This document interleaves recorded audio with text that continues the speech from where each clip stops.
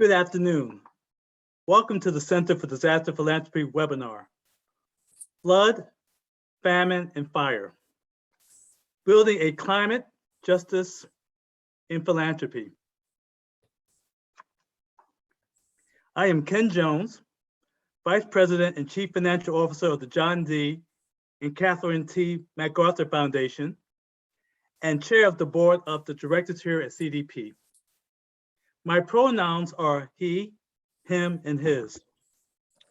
This webinar is co-sponsored by Charity Navigator, the Council on Foundations, Giving Compass, National Voluntary Organizations Active in Disasters, the Fundus Network, Philanthropy New York, and United Philanthropy Forum. So some reminders before we get started. We are recording this webinar. It will be available on our website and YouTube channel shortly after the webinar is complete. While you can access Zoom today, we will have more accurate captions in this recording. You can submit questions at any time using the Q&A box, and we will answer them at the end of the panel presentation. If you're using Twitter, please use the hashtag CDP, the number 4 recovery, to share and join the discussion. At the end of the webinar, there will be a short survey. Please complete this to help us improve our webinar offerings to better meet your needs. CDP starts all webinars with a land acknowledgement to recognize the original stewards of the land where we live and work. I am currently in Baltimore, Maryland, which is recognized as the ancestral homeland of the Passamaquoddy and Algonquin-speaking peoples who share this area through their relations and whose descendants are thriving and resisting settling occupation. It is unceded land of the Piscataway, Susquehannock, and Nattico peoples. We also acknowledge that Baltimore is home to a living community of Lumbee, who migrated to the city beginning in the 1930s.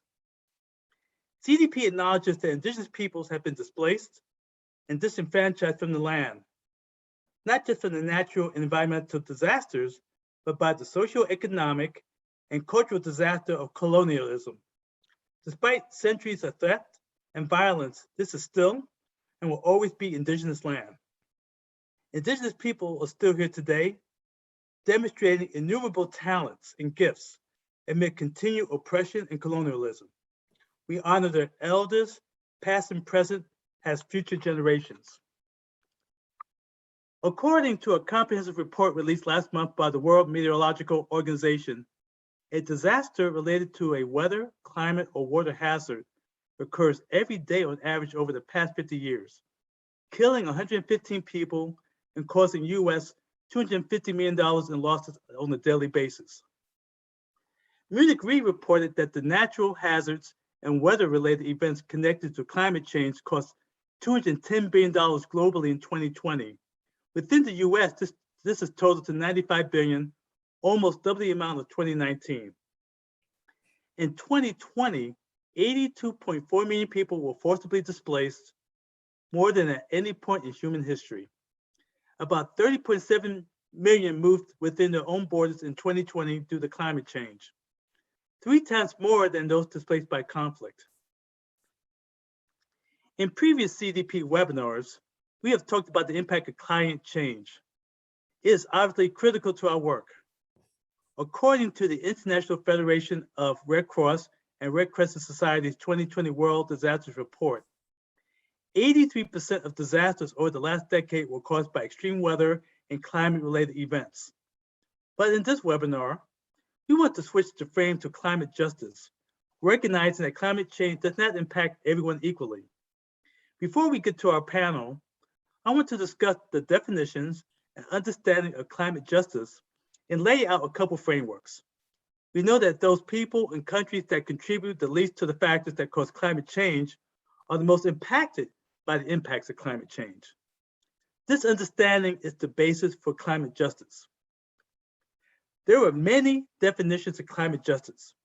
It builds from the environmental racism and environmental justice movements of the 1980s and first really emerged in the early 2000s with the Bodily Principles of climate justice.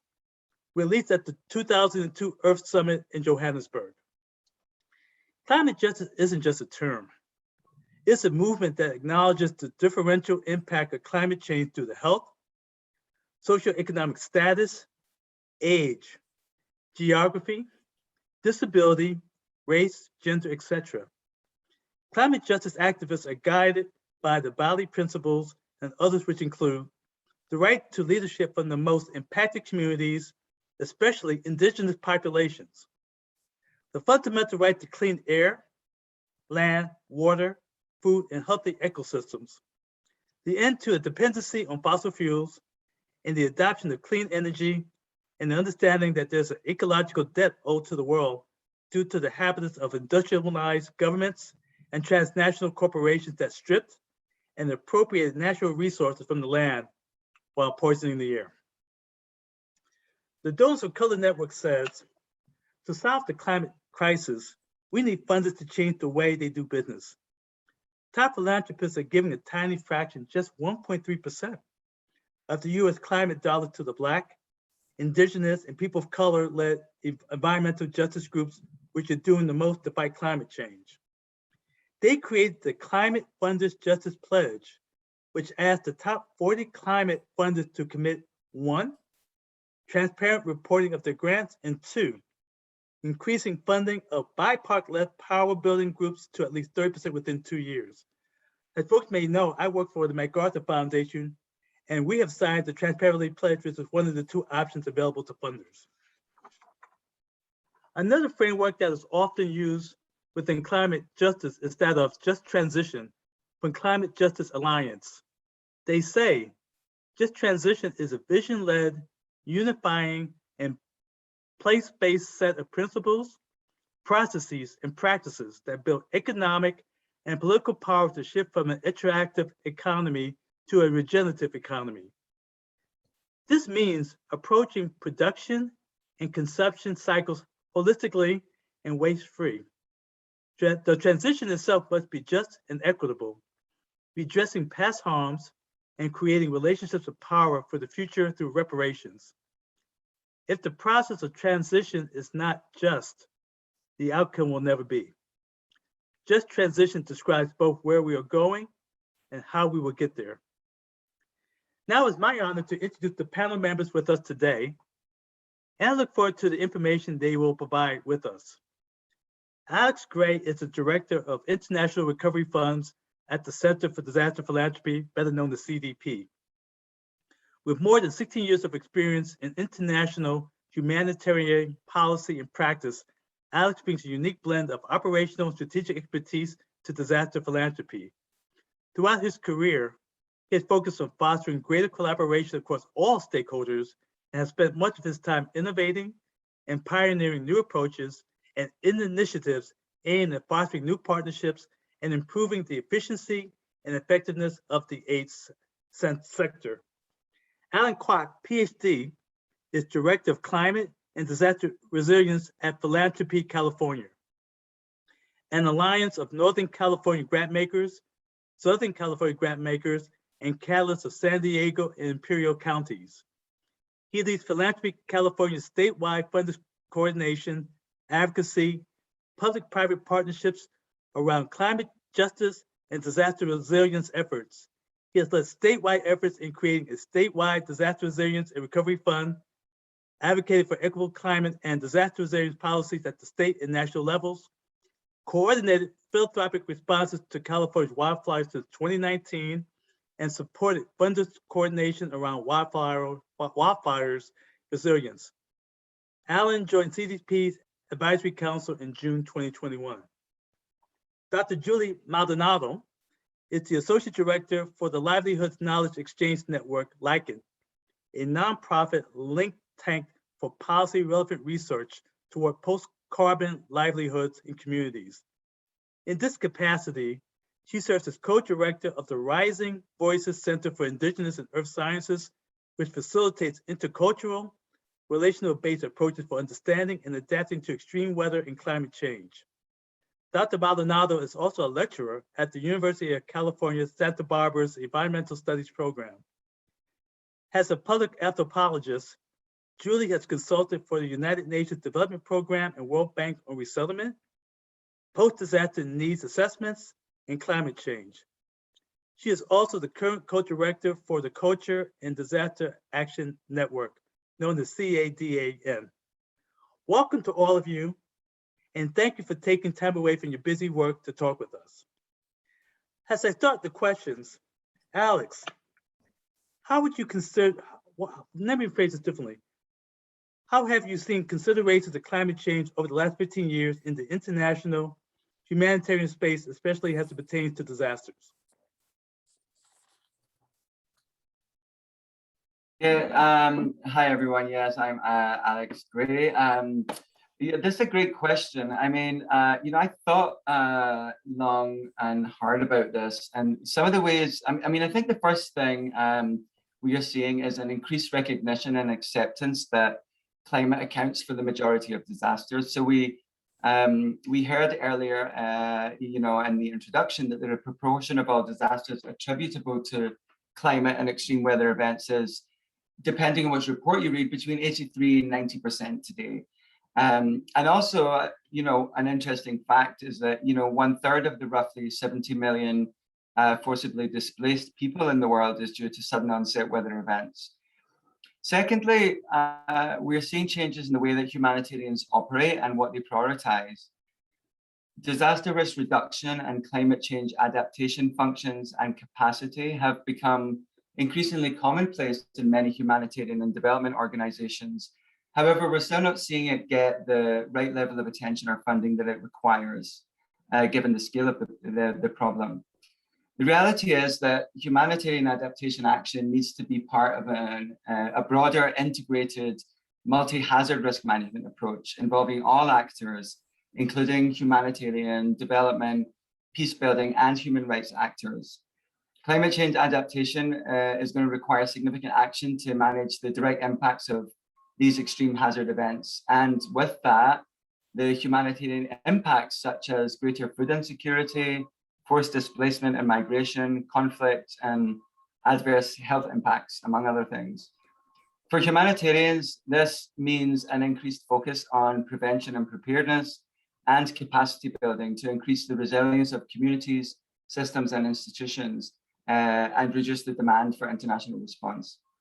Some of the other areas that I've observed some changes in the international disaster space as a result of climate over the years is that we are now seeing a greater focus on the most vulnerable people and settings in climate and disaster risk affected areas.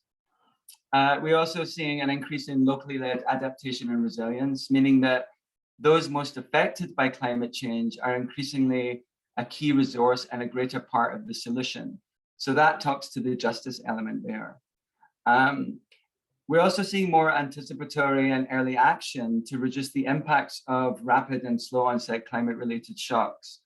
And then the last area, we could go on, but I think the last area that I'll mention is that environmental sustainability is generally now promoted more within the humanitarian sector by mainstreaming protecting the environment and reducing emissions from humanitarian operations.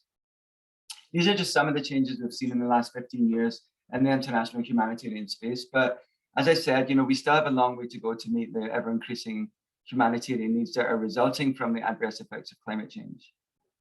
Alan, thanks for sharing that perspective. I know that your work at Philanthropy California links climate and disaster together. And I think a lot of people can see a clear entry point from their work in disasters and climate mitigation. How do you create different entry points and move to a more proactive mindset? Great. Thank you, Ken, and thank you everyone for joining this call. It's definitely a very important call, and just want to say I am calling in from the Kumai Island, also known as San Diego County, here in Southern California. And as Ken mentioned, many of our funding communities and funders have always entered into this space as a disaster relief funder. And what we have seen in the last 3 years here in California especially is that we are seeing repeated impacts from wildfires and as well as drought effects. So what we are, we cannot make all of our funders into what we call disaster funders, but what we can do is really encourage as well as educate our funders to integrate a climate as well as disaster resilience lens into how they fund.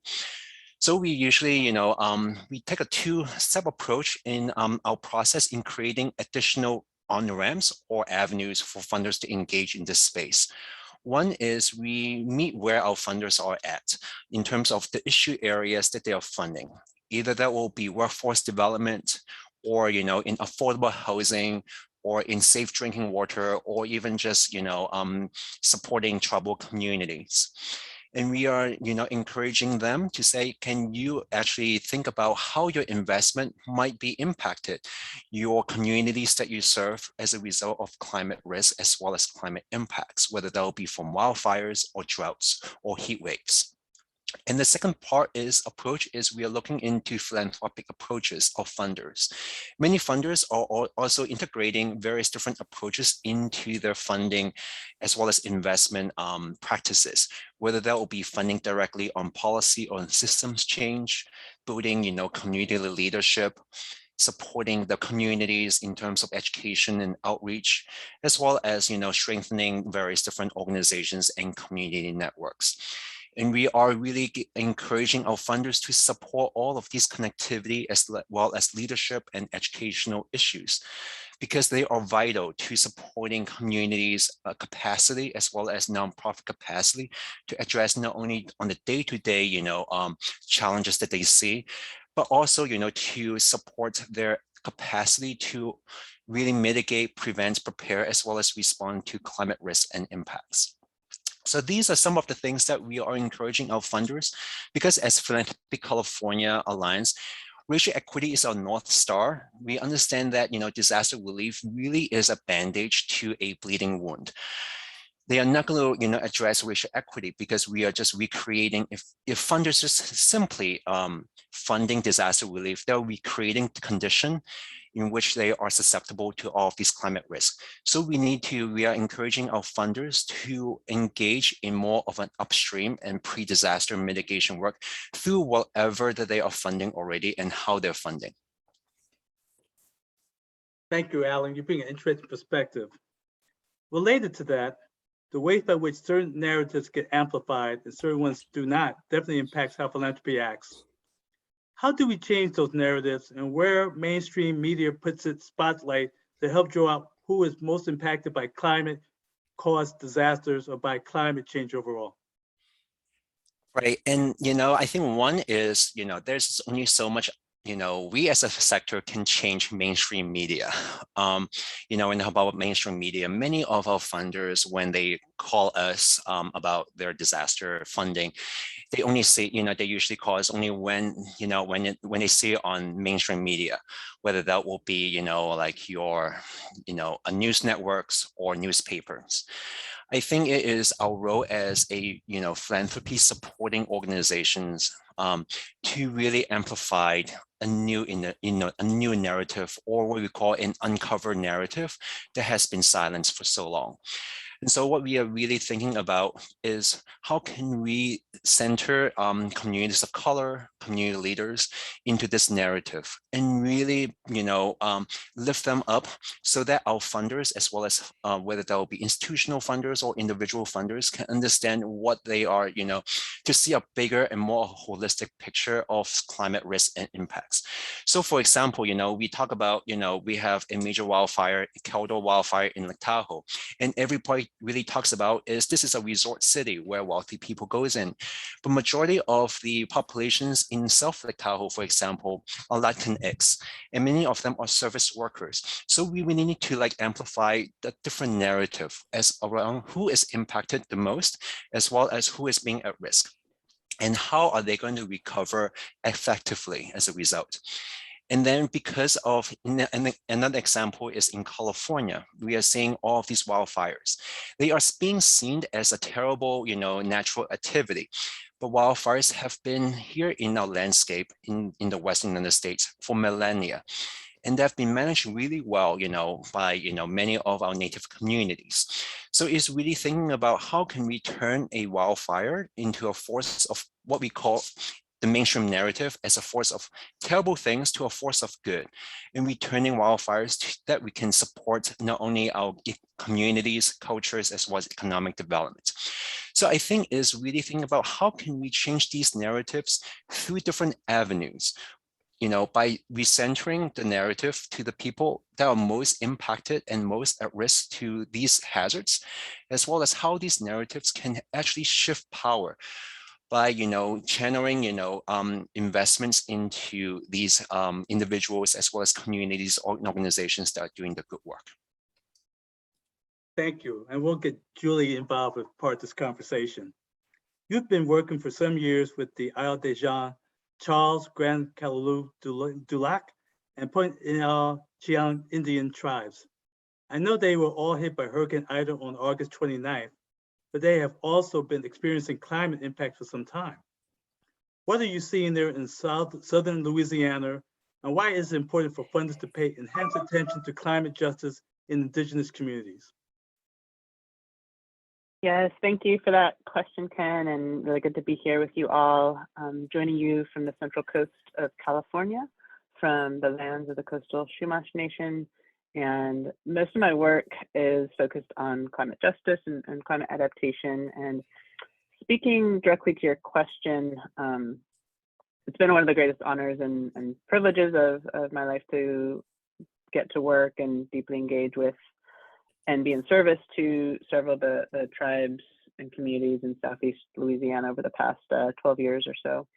And it's in this spirit that I come to today, really thinking about the foundation from which to build this dialogue and the responsibility we all have in giving enhanced attention to climate justice within Indigenous communities. And particularly in the context of climate justice, it's critical to take an approach to funding and philanthropy that includes consideration for the root causes and historical context, both past, present, and future. And so this includes moving from considering certain communities as somehow even innately vulnerable in a vacuum devoid of context to really understanding who is being forced to bear the risks. And so, for example, the impacts from Hurricane Ida, as you mentioned, they were set in place long before Ida ever made landfall, leaving many of the tribal citizens in Southeast Louisiana houseless or without protection from the elements and no running water or electricity. So, for example, in this context, you have hydrological, meteorological, and environmental disasters, extractive industries, river mismanagement, and that layered with this climate change is drastically transforming the coastal landscape and waterscape for many generations now. You have 10,000 miles of canals that were cut through the Louisiana's coastal wetlands to create passageways for pipelines and navigation. And local and indigenous knowledges tell us that the construction of the canals, primarily for oil and gas extraction in and around the tribal communities, is the dominant cause of current land loss. And so these anthropogenic influences and others resulted in Louisiana having among the highest land loss rates and relative sea level rise rates in the world. Yet, the indigenous and local knowledges and wisdom of First Peoples and of place can and very much are providing the direction for adaptation actions for the betterment of all communities along the coast. And what people think of their own lives, their place, and culture deeply matters. And their knowledge and wisdom needs to be front and center, very much as Alan spoke to about who's telling the story and changing the narrative as we work to build a climate justice analysis in philanthropy. And I'll be speaking more to some of these points further in just a moment. So appreciate this conversation and for being here. Thanks. Thank you, Julie. In the planning session you mentioned earlier, Alex, that climate-related disasters often happen in fragile settings, creating a larger impact. Could you expand upon that? And what is a fragile setting? And what risks are there for the population? Sure. So fragile contexts are generally where the world's most vulnerable and at-risk populations are. And by that, I mean, it's where the majority of the world's extreme poor are located, where systems are weak and development challenges are harder, where the majority of deaths from disasters occur, where most conflict and displacement takes place, and where overall humanitarian and disaster risk is highest.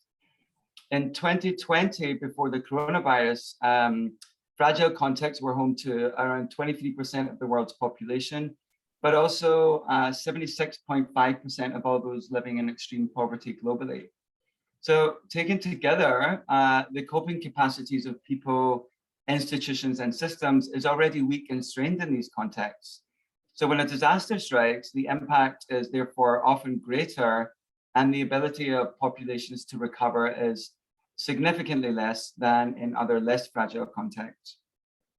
In a recent report by ODI, the Overseas Development Institute, it was found that most deaths from disasters occur in fragile and conflict-affected states.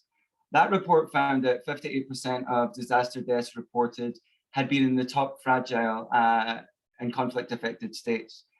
And the report was really interesting because it also mapped countries' levels of fragility to disaster occurrence, disaster deaths, and recipients of humanitarian assistance.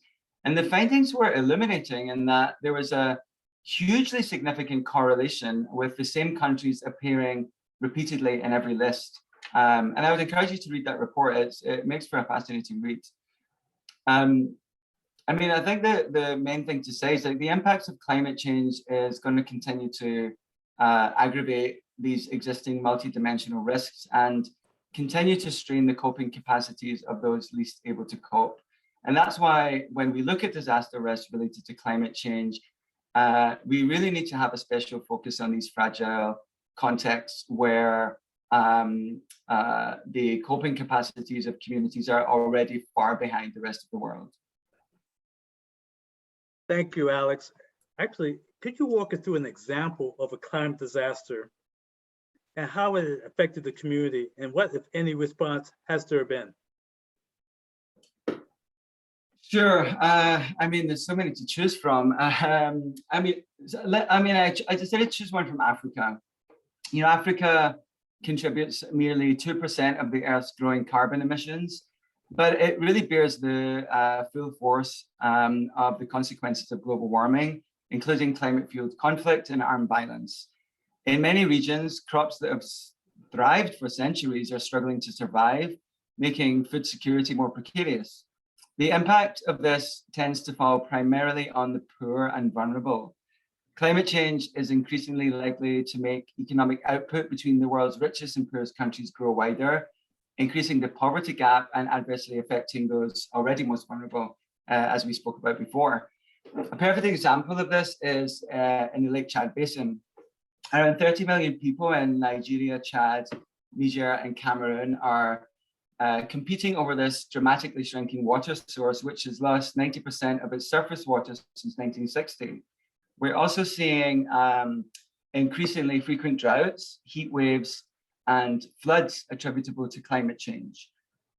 Displacement, hunger, malnutrition, among other things, are rife in the whole region. And this has contributed to increasing conflict, abductions, killings, and rights violations, and to the growth of terrorist organizations, ultimately causing 10 million people in the region to be in need of humanitarian assistance today. In a 2017 Security Council Resolution 2349, it recognized that the adverse effects of climate change and ecological changes, among other factors, on the stability of the region, including through water scarcity, drought, desertification, land degradation, and food insecurity. So directly attributable to climate change.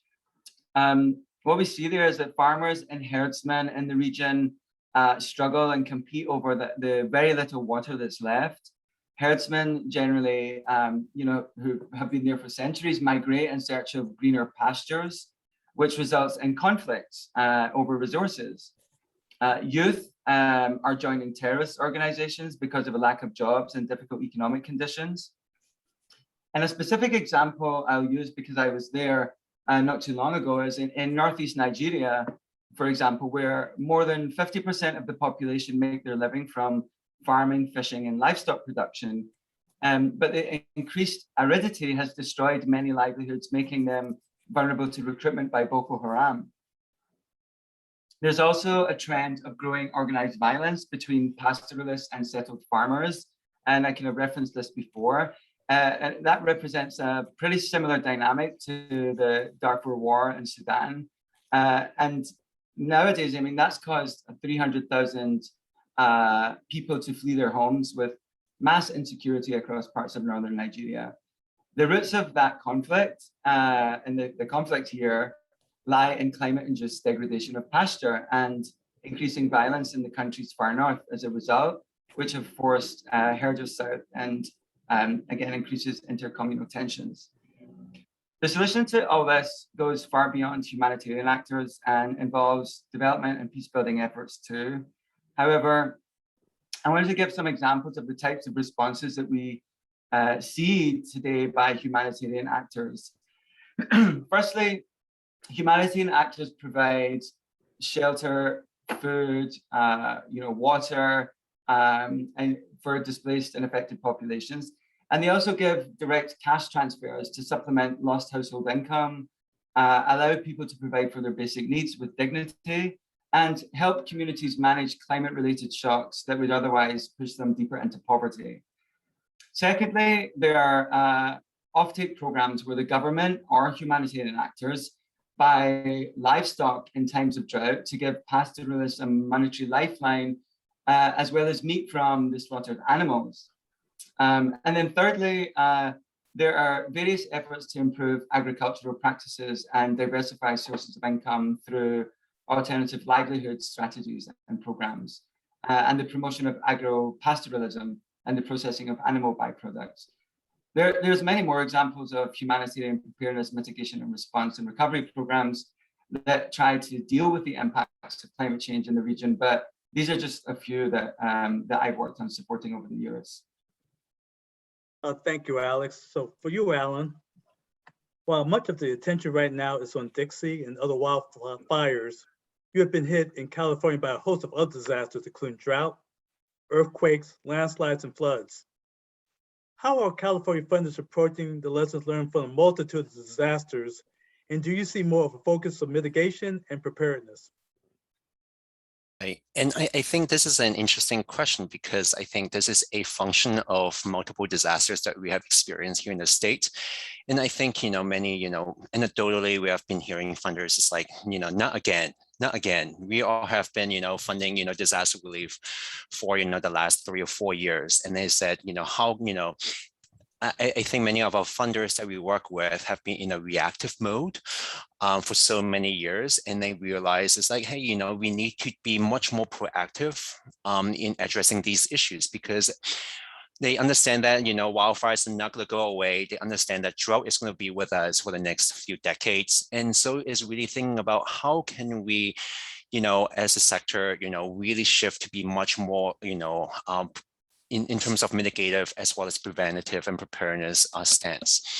And so, I think we are in a confluence of very interesting, we're in a confluence of different priorities that are kind of converging.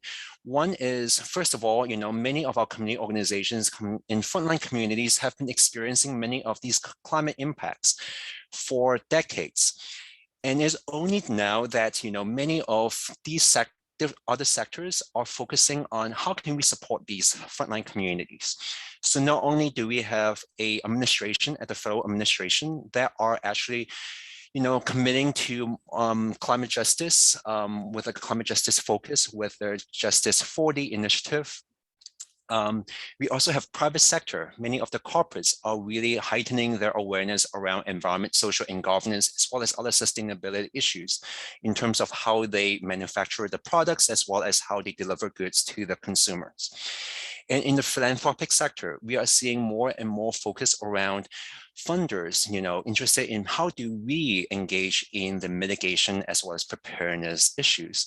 This is not an area that has traditionally been a philanthropic stance, but it is very much a government, focus. But we are seeing significant opportunities for philanthropic engagement in this work.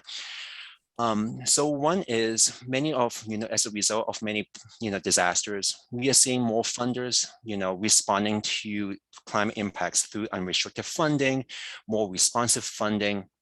But we are also seeing more funders are supporting capacity building and advocacy support, to address and protect our most vulnerable populations.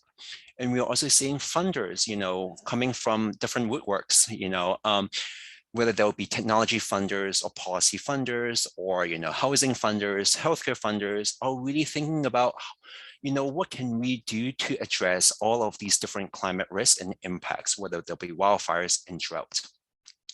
So having said that, there are significant opportunities for philanthropy to really leverage significant government resources that is coming down the pipeline. In California alone, only last month, our governor has signed a law to commit $15 billion, that's a B, $15 billion in climate and wildfire resiliency. And this is a significant amount of dollars for the next 3 years. And philanthropy, we really need to, we are actually drumming the drums around philanthropy. We really need to step up to ensure that these federal dollars as well as state dollars are going through to places where it is needed most. And there's tremendous opportunities for philanthropy to advocate for, to ensure that the implementation of these monies are going to our most disadvantaged communities. So I think to answer your question, it is a confluence of various different forces, as well as, we are just having so many disasters here in the state that, we are seeing that funders are actually waking up to say, hey, we need to be much more proactive in, in addressing mitigation and preparedness. Thank you for that input. Well, Julie, what's interesting about you is that you're the non-philanthropist on the panel. What do you think funders and governments should be doing differently to help frontline grassroots organizations respond to climate change? Yeah, thank you, Ken. The question I think, in response I pose to all of us collectively is considering, what is our responsibility collectively, and individually within this process, considering who are we accountable to and whose voices and lived experiences are being either suppressed or uplifted. So many of the needed actions for climate adaptation and mitigation, many of these actions, for implementation are really at our fingertips, and what it now requires is those, holding the resource keys to truly listen to what those ideas are and reduce barriers to accessing funds. And barriers in terms of thinking about how timelines line up or don't, with community timelines, considering times of year, disasters that people are still recovering from, and thinking about how the funding mechanisms can at times be, another form of extraction away when done within a transactional based framework. And so this fails to support the critical time that's needed for relationship building and the timeline from which communities actually work, deliberate, function, and thrive. And then also considering, what questions and what documents, in the proposal process and reporting are essential versus what are discretionary and maybe not, maybe superfluous and not really essential to the process. And tied to that, allowing for, different formats for responses. For example, I see more is coming out where, the ability to say, create videos or different kinds of art and songs that everyone isn't subscribed to having to put responses to proposals, on a computer and submit through the internet. And so, not only thinking about the RFPs, but also in reporting of how this is made more accessible through, recognizing that many reporting requirements, and the arduous task of grant management, again, going back to, what is really essential versus what's being asked that's not necessary. And so, for example, is capacity being enabled and enhanced through the grant itself to support what's required to fulfill a lot of those management and reporting obligations. And then further considering that grassroots organizations don't all necessarily have 501c3 status, and so therefore allowing for fiscal sponsorships through partners they trust and work with of their choosing, and asking questions that lift up grassroots groups instead of kind of trample them through that, added paperwork and needing to be consistent and, requiring people, for example, at all times having internet access. So really considering what those reporting and requirements look like to work with communities where they are and what their needs and priorities are. And then considering, funding mechanisms that are needed for support at the community level, with the understanding of community not necessarily being confined to a geographic context. We can also think about innovative kinds of funding that support mutual aid work, that support public goods, that support cooperative financial arrangements, and care infrastructures. Again, going back not just to capacity, but thinking about care infrastructures of, for example, childcare and healthcare to really enable participation.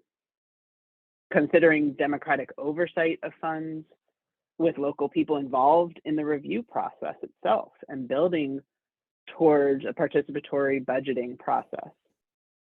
And reflecting back for a moment on what Archbishop Desmond Tutu has often said about, we don't need climate change apartheid in adaptation. And so I ask of how we consider really centering the agency, leadership, and self-determination of communities who have been forced onto the front line of the climate crisis. Thank you, very informative.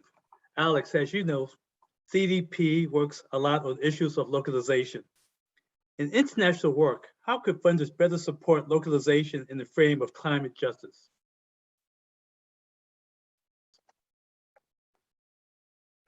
Oh, yeah, I was on mute there. Sure. I mean, in a nutshell, we need to put vulnerable, affected, and at-risk people at the center of all humanitarian preparedness and response efforts. I mean, the obvious kind of main headline is, fund locally led adaptation, resilience, preparedness, and response programs. But more specifically, I think, funders can support and fund more mitigation and preparedness, and a number of us on the panel have spoke about that before and the importance of that. And doing that both at the local organizational level and with at-risk communities themselves. I think also, building and strengthening relationships with and the capacity of local first responders and nonprofits, who are the ones most likely to be called upon in times of disaster. I mean, this means that those most affected by disasters are empowered, as a key participant and as a resource, and will be a greater part of the solution.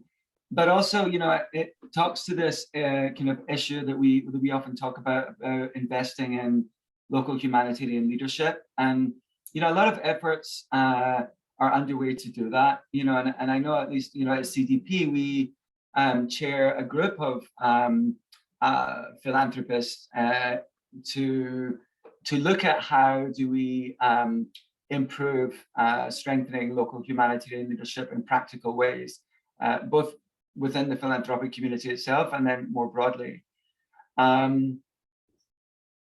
Ways to support local coalitions, task forces, networks, and cross-sector partnerships, including with the private sector, so that we can take a multidisciplined approach to disaster mitigation, preparedness, and recovery, which, seeing whenever that works in practice is incredibly successful, because it relying on one actor alone or one set of actors or subset of actors alone isn't going to solve the problem.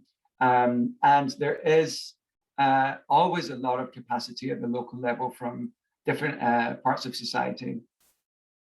And then, listen to and learn from your local grantee partners and communities, and resist automatically adopting Western-centric thinking and programming approaches.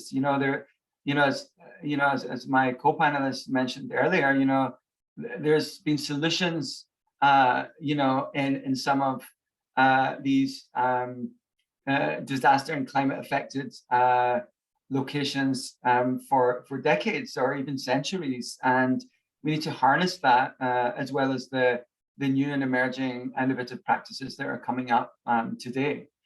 And then finally, which is something that we feel very strongly about at CDP, and as I mentioned earlier, it's been a big shift in the space, over the last 15 to 20 years, but really always focus on the most vulnerable, at-risk people and settings.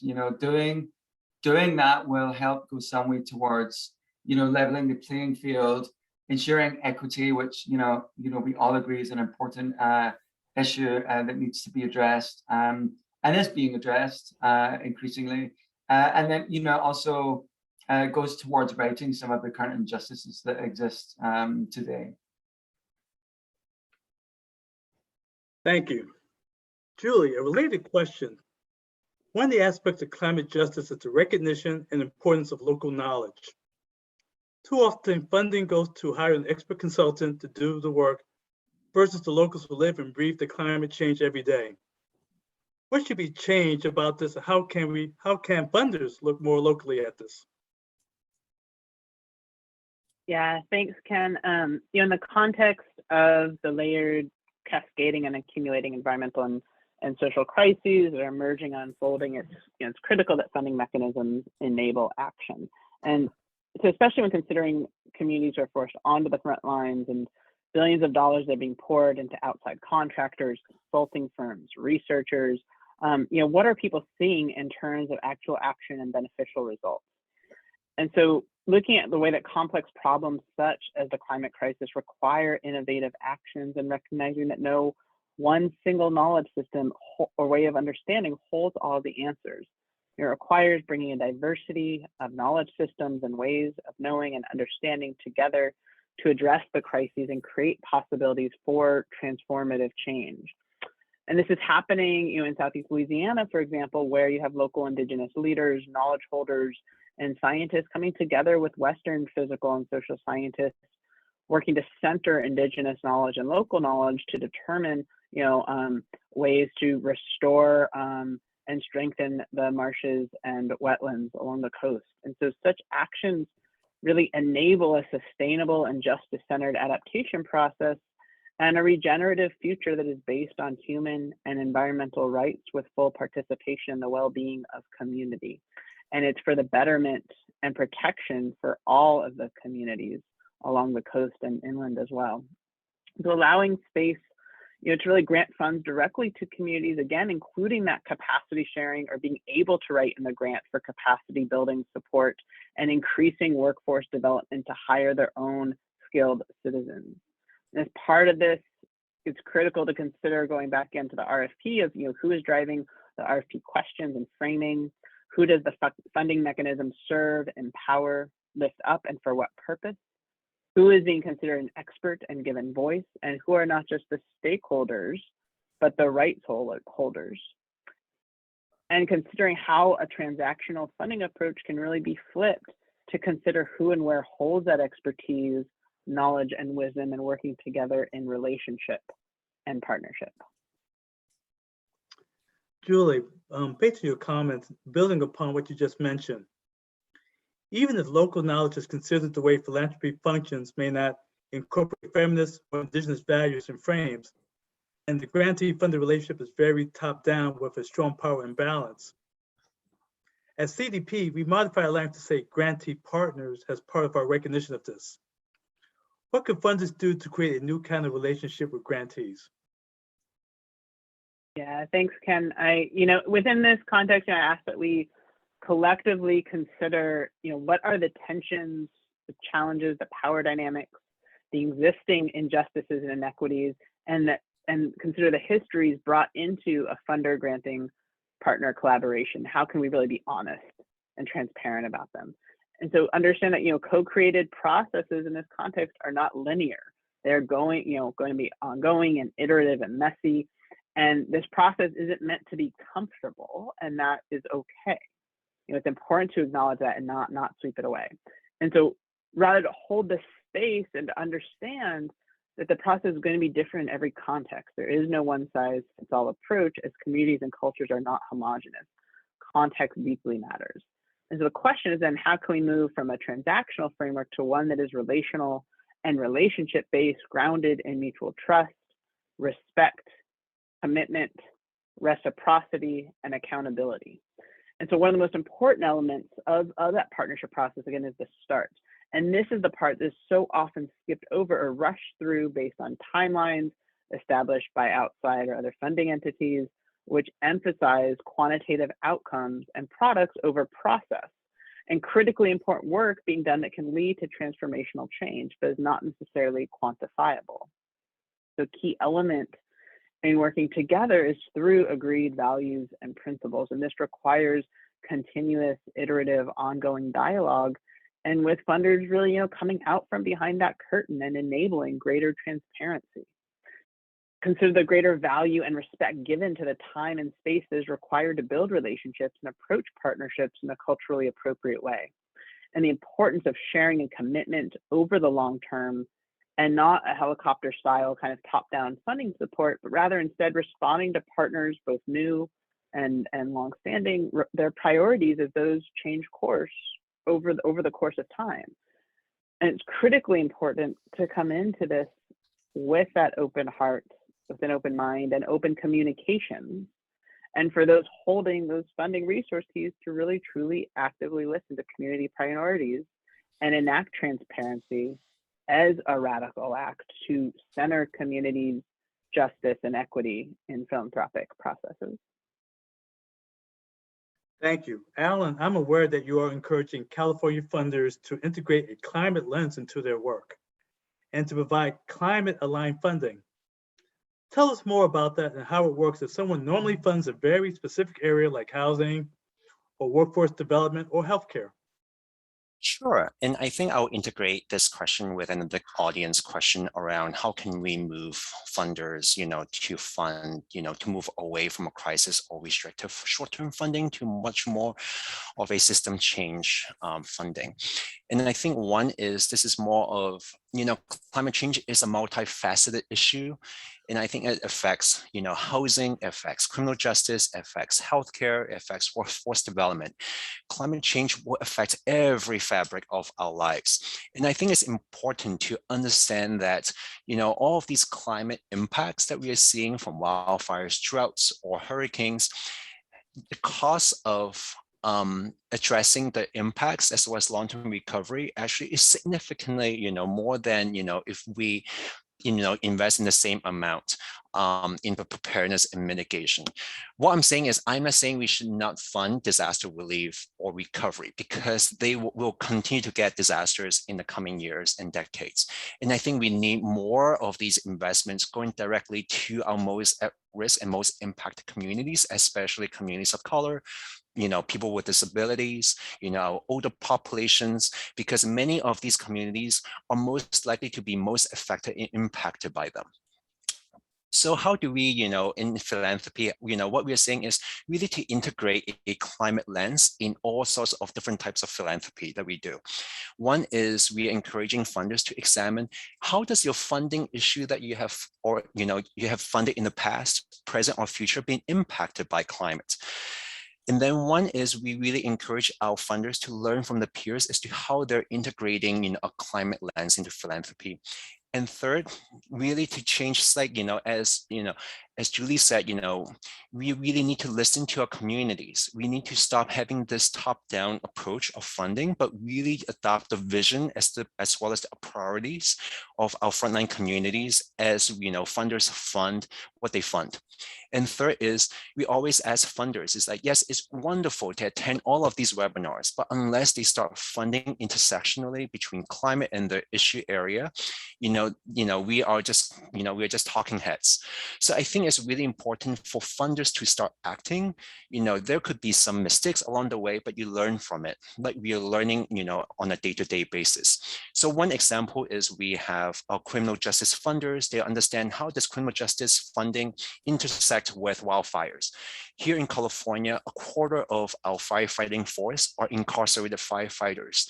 So we are really tying all of these different connection points between issue areas, whether they'll be health and wildfire smoke, affordable housing and land use planning, as well as, other workforce development. And, what does that mean by having green jobs? So all of these different lenses, all of these different issues, we can put and integrate in climate lens, really thinking about how may climate risk and climate impacts may impact your investments, not only like tomorrow, but 5 years down the road. So that is what we are encouraging our funders to do and all funders to do. Thank you for your comments. As we're approaching 5 minutes before the hour, we actually received a fair amount of questions, but we may not have time to go over them. So I'd like to follow up by the following. That's all the time we have for our comments today, but as we begin to wrap up, I want to provide the audience with some key takeaways from our conversation. Fund locally, but work locally. We talked about localization a lot at CDP, as the speakers have identified. Climate justice requires that local expertise and knowledge be utilized to respond to the impact of climate change and disasters. Embed a climate equity lens into your grant making. CDP likes to say that all funders are disaster funders. Similarly, all funders are climate funders. The impact of climate touches all areas and uses a climate equity lens or markers, allows you to see how the forces of climate change play out in the activities you fund. Use your funding to its best ability. Philanthropy could often fund what government cannot. Be flexible. Provide unrestricted funds. Engage in multi-year grant making. Fund your grantees, not specific programs. Fund preparedness and mitigation, but also fund relief and recovery. Climate work is one area where the impacts of preparedness funding can have huge payouts and the long-term impacts. Building to or advocating for better building codes might mean those houses do not get destroyed in the next disaster. Support Black, Indigenous, and people of color, also known as BIPOC-led organizations. While we often focus on supporting BIPOC-serving organizations, it's also important to make sure that the leaders of those organizations, both board and staff, are members of BIPOC communities. Representation is critical, and is a critical component of climate justice. CDP has many resources, including several funds devoted to disaster philanthropy that can assist you. The issue Insights provides an introductory look at disasters and responses. There are recordings of past webinars you can view. Disaster profiles provide regular information about the impact of a disaster and the needs of the community to inform philanthropy on how they can help. There's a monthly newsletter full of information. CDP staff are always available to provide guidance, and if you need more in-depth assistance, they can also provide a variety of consulting services. You can find more information about CDP's work at disasterphilanthropy.org. To those of you who may be planning disaster response funding, CDP has many additional resources and information in the Disaster Philanthropy Playbook. You can also find this at disasterplaybook.org. Please join CDP on November 18th at 2 p.m. Eastern Time for our next webinar. Money, Money, Money. Beyond Disaster Philanthropy, the role of public dollars, which includes the release of our annual report, Measuring the State of Disaster Philanthropy, Data to Drive Decisions. In order to respect everyone's time and keep it to an hour, unfortunately, this is all the time we have for today's webinar. I'd like to thank again our co-sponsors, Charity Navigator, the Council on Foundations, Giving Compass, National Voluntary Organizations Active in Disasters, the Fundus Network, Philanthropy New York, and United Philanthropy Forum. I'd like to give a special thanks to Alan, Alex, and Julie for taking time to share their thoughts with us. If you have any questions or thoughts that were not addressed during today's webinar, you may email those to Tanya at tanya.gulliver-garcia@disasterphilanthropy.org. Thank you again and have a great afternoon.